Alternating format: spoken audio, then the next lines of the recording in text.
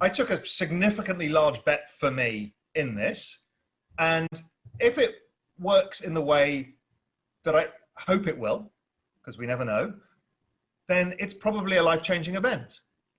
If it doesn't, and I lose 50% of what I've got in it now, it's not a life-changing event either at this point. Must be a life-changing event already, no? I mean, no. You've been in, I mean, well, you know, it's gone, what, 15 times from the 3,000, which was the retracement. Yeah, but I didn't get in at 3,000. I averaged in over a long period of time. You know, my probable entry is probably around 10. So it's up, you know, it's up 5x, 10, 12, something like that. It's like 4x for me. And that's great. And we don't make many 4x investments when you put the whole pile on it. But with your conversations with hedge fund managers, I'm sure you've got a kind of ceiling in terms of its valuation to your kind of net worth, and you haircut it because you're uncomfortable, let's say, or you know, you've got discipline. You don't need to be disciplined. I'm literally not even doing that. I'm in it to run it. Look, you get one. You don't take your cost down. You don't make it free. No. Raoul. I may do in due course, but I think it's too early. So Would you let it run to 10% of your net worth with no action?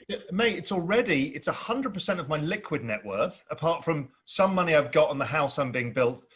But excluding property and Real Vision shares and everything else, it's 100% of my liquid net worth.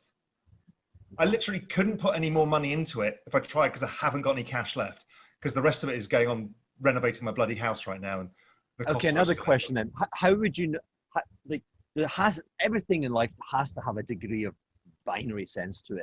And so I want to ask you, how would you know you're wrong? What would shake you? Because, you know, you're this, you know, oh, I'm tied to the mast. You'll never separate me.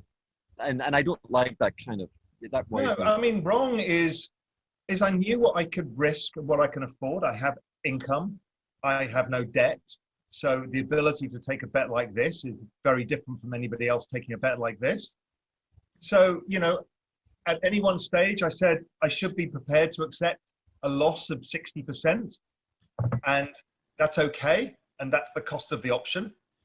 So I basically said that. But it's okay. Now, So you have a 60% haircut. Are you a seller?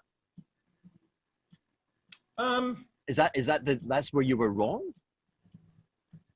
Well, now 60%, I'm still above my cost of entry. Quite, but you know, what does it say about an asset class that could lose 60% of its value? I mean, well, because it goes, yeah, but you're more than adequately compensated for the reward on the upside. That's the skew here. Volatility is the feature and the benefit. See, volatility, if it's skewed, is extraordinarily attractive. And what you've got is this unbelievable skew to the volatility. Now that will change over time as price rises, right? We all know that, but I don't think we're there yet. So I spend a lot of time. We never do. That's the nature of the skew. You know, it's clouded in on so. That's why you and I are usually out early. We're usually in too early and out too early. Yeah, but you're telling me this is a different game. No. What do you mean? You're not trading. You're not thinking about that. This is. No, but. This is the thing that concerns me. It's just this notion of a religious vigor, and people kind of trying to show that they're more committed. So the thing's been going up, and people are just so paranoid about demonstrating like loyalty to this thing. But you're a macro guy. Ignore all of that. Channel it. If you've got a community that's strongly behind something, and everybody is a holder and not a seller, then you're likely to, and institutions have come in, you're likely to get dislocation in prices. So forget all of what you want to read it to be, read it for what it is, which is reflexivity, pure and simple, in gigantic scale. So you can scratch your head and be cynical about it, that's okay, but the trend is self-reinforced for a significant period of time. Now, when does that train stop? Well, you know, that's the job we all have to do. I mean, that's the hard job. The hard job is to get in, and then the hard job is to get out. And the hardest job of all is holding on to an exponential trend. I mean, it's literally the hardest thing in the world in investing is to ride an exponential trend, because every voice in your head screams, get out, you're an idiot. Yeah, but you can still find a more than a comfortable halfway house where you can take, I mean, for me, I'm shocked with you in the sense that, it's just rule number one of the game. If you can take cost out and still have a substantial hand, you do so. Yeah, but I don't need to take it out. I don't need to take it out yet. I'll take it out at a higher level.